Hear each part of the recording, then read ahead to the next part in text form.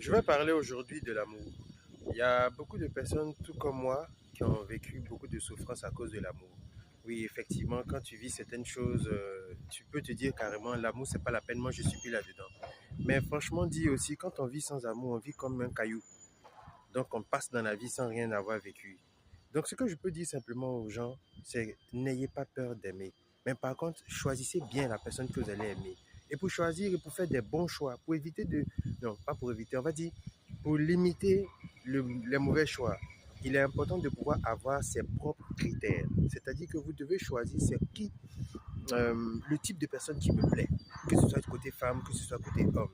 J'aime quand les gens sont intelligents, quand ils sont beaux, quand ils sont bons au lit. J'aime aussi quand telle personne fait du sport, etc., etc.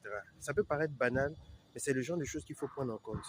Parce que si vous passez votre temps à choisir uniquement les gens que vous voulez, parce qu'ils vous plaisent, juste comme ça, vous allez toujours faire des mauvais choix. Il faut avoir des critères. Moi, en tout cas, je vais vous donner plus ou moins 5 critères. Et dans les 5 critères, il faut que vous puissiez savoir que la personne doit pouvoir avoir une certaine attirance physique. La personne doit pouvoir aussi avoir de la tête. La personne aussi doit pouvoir avoir une éducation. Parce qu'il y a des gens qui sont vraiment pas du tout éduqués. La personne aussi doit avoir une spiritualité. Et aussi, la personne doit pouvoir avoir un travail ou une activité. Vous voyez, ces 5 choses déjà sont importantes. Ça veut donc dire que dans un couple, même si vous n'êtes pas encore marié, que vous cheminez comme ça, la personne vous plaît physiquement, vous aurez envie d'elle. La personne aussi est intelligente. La personne pourra vous accompagner dans n'importe quoi vous allez choisir. La personne aussi aura une activité. Cette activité permettra d'avoir des rentrées d'argent.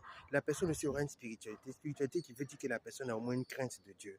N'ayez pas peur d'aimer, mais sachez faire des choix. Donnez-vous des critères et mettez-les en pratique. Comme je l'ai dit, je ne suis pas là pour vous juger. Ça, c'est le travail de Dieu.